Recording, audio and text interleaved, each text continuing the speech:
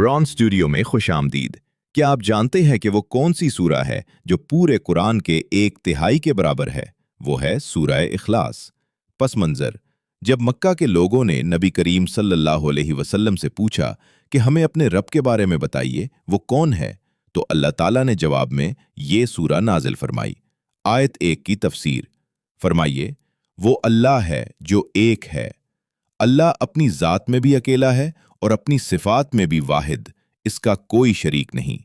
आयत 2 की तफसीर, अल्लाह बेनियाज है, वो हर ज़रूरत से पाक है, जबकि पूरी कायनात अपनी हर हाजत के लिए उसकी मोहताज है। वो न खाता है, न पीता है और ना ही उसे नींद आती है। आयत 3 की तफसीर, ना उसकी कोई औलाद है और ना वो किसी की औलाद है। अल्लाह की कोई औलाद नहीं और ना ही वो किसी से पैदा हुआ है। ये आयत अल्लाह के बारे में तमाम गलत अकायद की नफी करती है।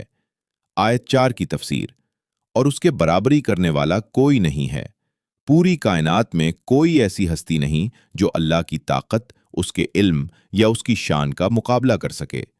इख्तिताम, सूरा इखलास हमें अल्लाह पर मुकम्मल भरोसा और तौहीद का सबक देती है। मजीद इस्लामी वीडियोस के लिए कुरान स्टूडियो को लाइक और सब्सक्राइब करें। अल्लाह हमें कुरान के नूर से मुनव्वर फरमाए। आमीन।